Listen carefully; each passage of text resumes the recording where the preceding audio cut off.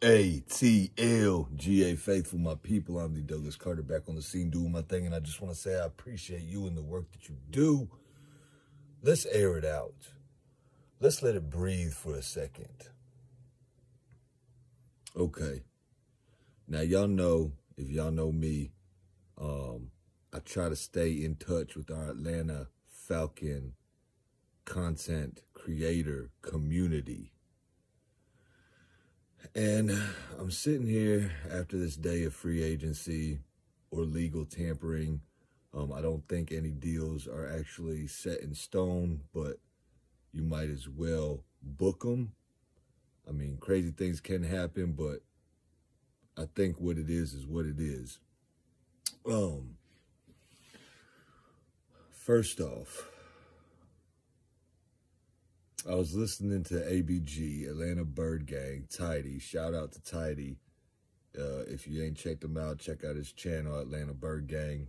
And he was doing, you know, what would Terry Fontenot do? You know, we can all say what we would want to do, what we would like, but what does Terry Fontenot and Raheem and Arthur Blank and this franchise want? We all know Arthur Blank is getting older. Shout out to Smitty Sports Machine. You know, he brought up the point, Arthur Blank is getting older. He wants to win now. I understand that. I understand that Justin Fields isn't polished and not the best pocket passer. I also understand that Zach Robinson, our new offensive coordinator, just got done working with Matthew Stafford. And the Rams were able to get Matthew Stafford and go get him a chip. But the Rams also spent heavy in free agency and went all in for that chip. Are Atlanta Falcons going all in to get that chip? It doesn't feel like it to me. Now, every year I try to be optimistic. I try to be glass half full as opposed to half empty, because I want to stay positive. I want to have good vibes. I want to have good energy, okay? So I'm going to keep it optimistic. I'm also going to give it to you straight, and I'm going to weigh things out. I would be lying if I said I was not, let me find the right word. You could use nervous, concerned, have my doubts, maybe a little bit underwhelmed. Somebody said, you know, whether moves we make move the needle for you or not. So, first topic, you know, the main topic, let's air out this Kirk Cousins signing. I know it's a four-year deal, $180 million. I know the way it's structured, they got it loaded back heavy so they can renegotiate. But there is guaranteed money in play. And it can be like broke down to like a 2-year contract.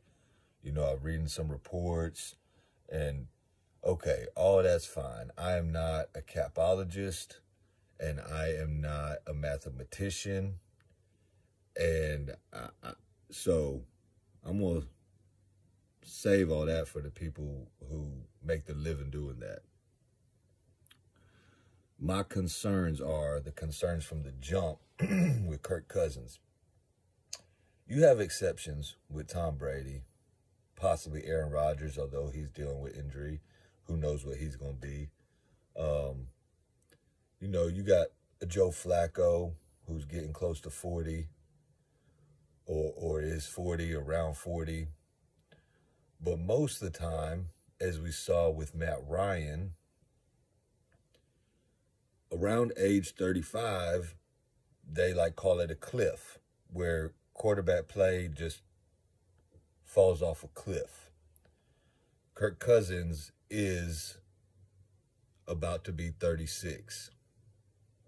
And he's coming off a torn Achilles. Now, I talked to some people, I talked to my boys, and I'm like, okay, the Achilles. Let's think about this injury, and let's think about the position. Does Kirk Cousins have the greatest, strongest arm? No, he doesn't. Does he have a good arm? Decent arm. I think he has a pretty good arm.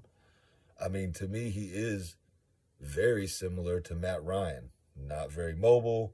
Maybe can make somebody miss every now and then. Maybe can scramble if the seas part, for about 10, 15 yards if he has to.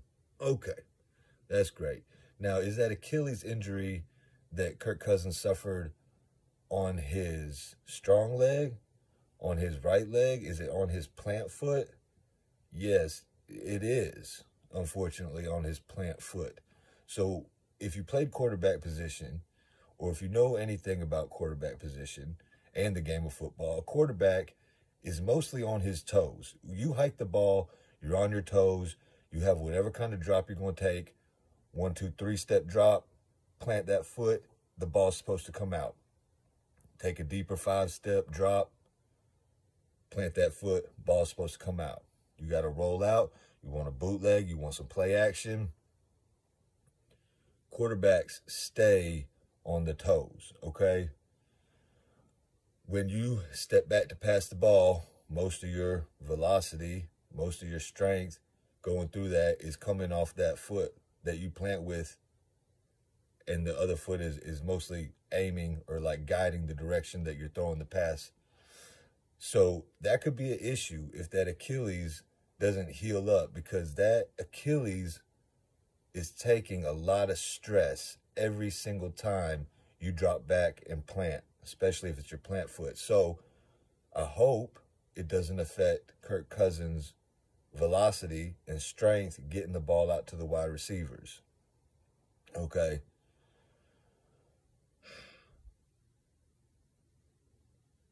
I was wrong. I thought that the Vikings would figure out a way to keep Kirk Cousins. Now, I'm not like throwing Cousins under the bus. I'm okay with it. I can rock with it. I'm going to support my team, whoever the quarterback is, even if it's Ritter. Okay? Because it's all about this, and it's all about these dubs. If it ain't about that, you could save it. Okay? So those are some concerns with Cousins. Another concern is, yes, we have a little bit of cap space, but y'all see what we did with it, and I don't know how much more we can do or what we will do, if we can get any more nice free agent signings, which is what I wanted, which is why I was open to the idea of a Russell Wilson, but I think Russell Wilson didn't want to come to Atlanta. I think that's what happened there. We'll never know what goes on behind these closed doors unless we're sitting behind them negotiating ourselves. But I guess Russell Wilson didn't want to come here. Steelers seemed like a good fit. Tomlin doing his thing, per usual. Okay. But now, I was like really wanting Danielle Hunter. He is going to the Houston Texans, which, by the way, are about to be stacked. And the Houston Texans are probably about to start running things at a pretty good clip, okay? So the premier pass rushers in free agency are pretty much gone. Chase Young is still out there. There's a couple other people out there. But besides like a trade for a Khalil Mack, which I don't even know if we could pull that off, doesn't look like we're going to get that big name, high octane pass rusher through free agency. It just doesn't look like that unless something crazy happens, which I hope it does, but I don't see it happening. Okay. So now back to the draft. Pass rusher could be a serious option at number 8. Although I don't think this draft class has that game-changing pass rusher. I am glad that Mr. Burns got off the Panthers and went elsewhere, because I don't want to see him, okay? Would have been cool if we could have got him, but no for that.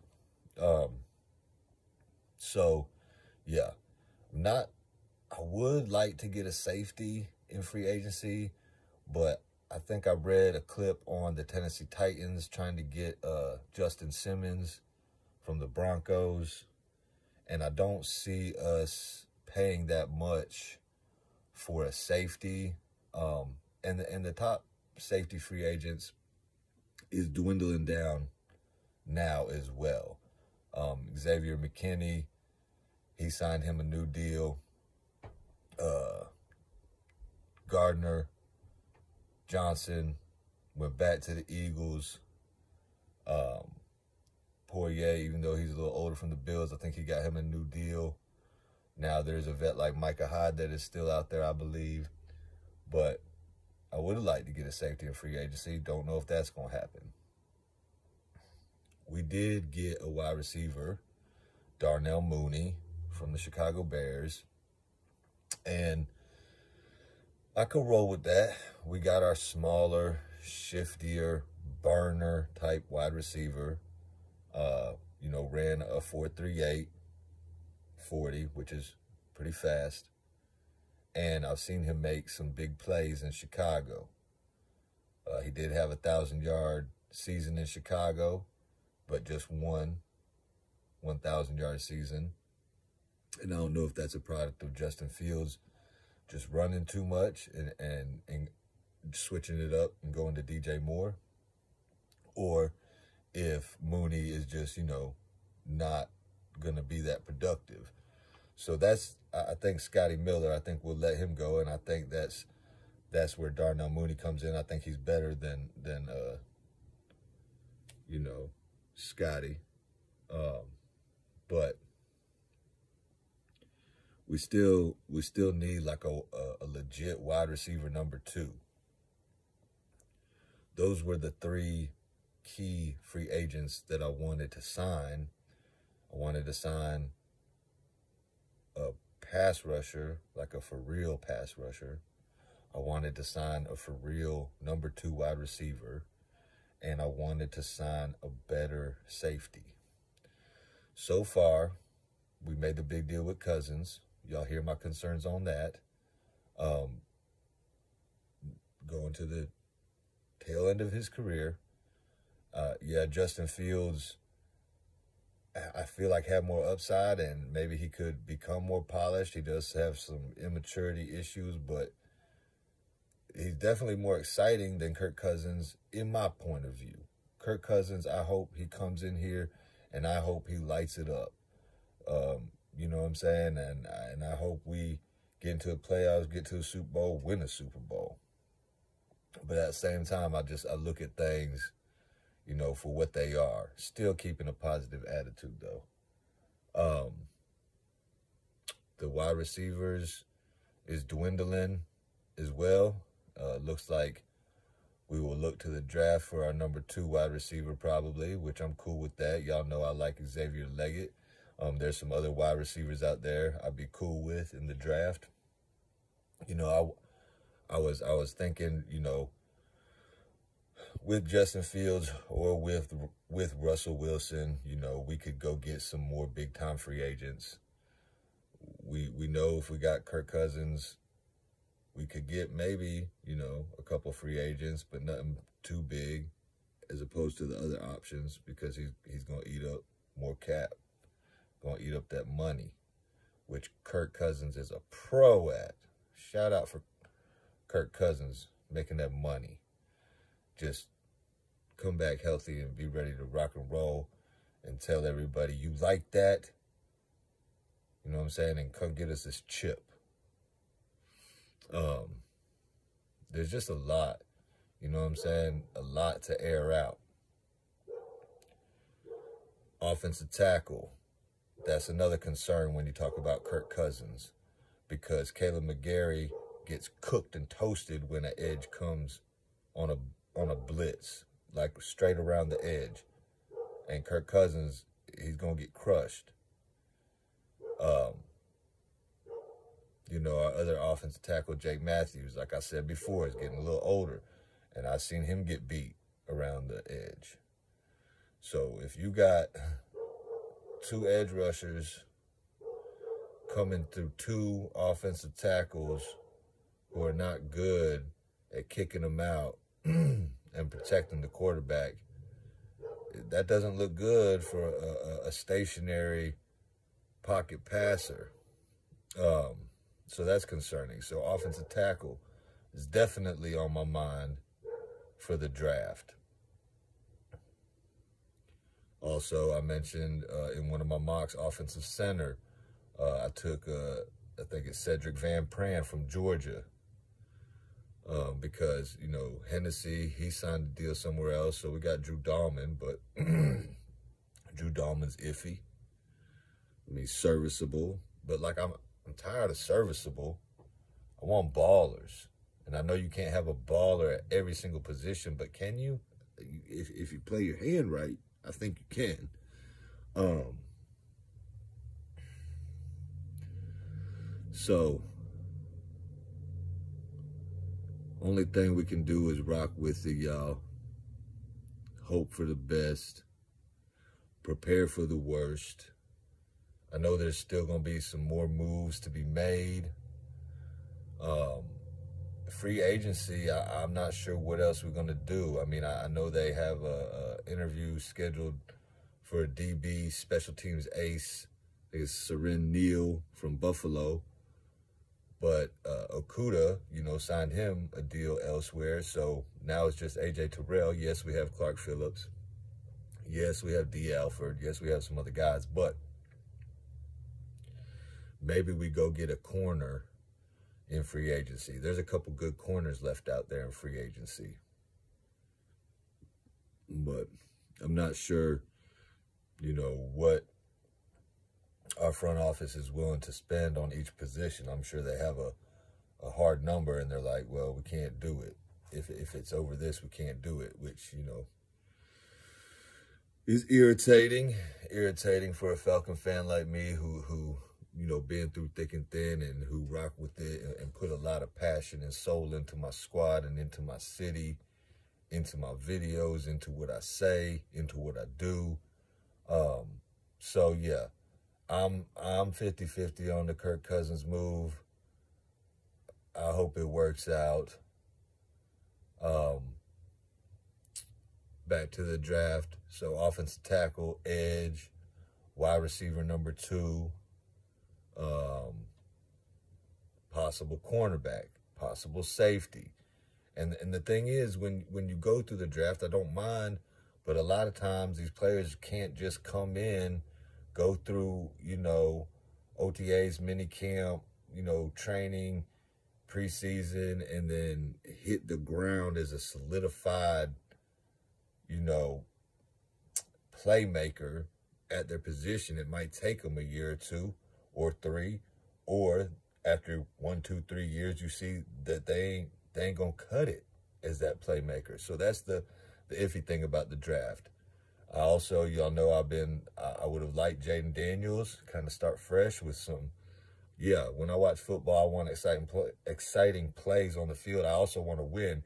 So I'd much rather have, if Kirk Cousins brings us consistency, like 12 wins, playoff runs, a Super Bowl, and it's boring to watch, but we get a chip, sign that up every time. I'd much rather have that than, you know, a 9-8 season or an 8-9 season with some spectacular plays, but we can't do nothing in the playoffs. Other thing about Kirk Cousins is when the Falcons would play Kirk Cousins, I would feel okay about our chances to win, because I feel like he'll give us a pick at a crucial time. I feel like he throws picks in clutch situations where you can't. Does he have some clutch comeback performances? I'm sure he does. But my memory is, like, you know what I'm saying?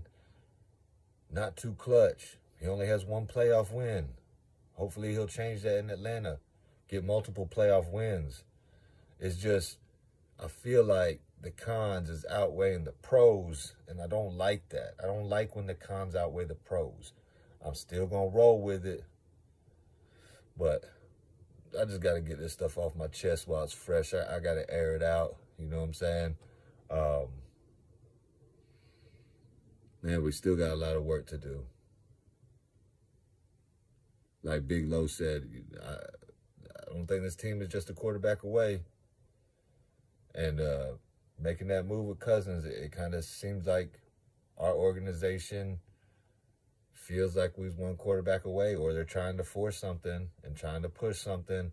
I don't want to end up in the same situation years later where we're taking all this dead cap hits and we got to reset again with nothing to show for it. I don't like that feeling.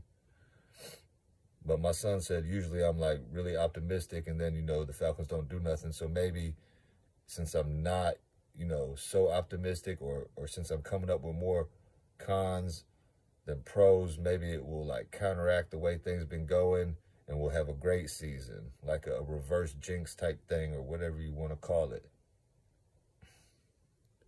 I still think we should be front runners in the division, but we just never know about that injury. Everybody's different. Everybody heals different. It could come back stronger. It could come back a lot weaker. It could, you know, be similar to the same. It's just a wait and see game now. We're going to bring back any of the pieces that are free agents on our side that we need, or we're going to let them walk. If we let all them walk and we don't sign some big names, which there aren't many names left, then we're going to be in more trouble than we think. Let's even it out, though. We're going to stay positive. We're going to end the video with Kirk Cousins going to come in. He's going to be healthy. He's going to be ready to rock and roll day one.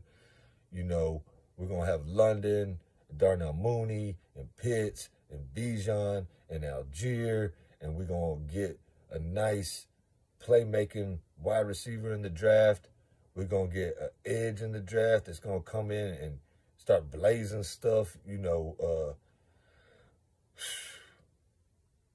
Troy Anderson going to come back, start busting heads. Nate Landman's going to be doing good like he was. Caden Ellis is going to be doing good like he was.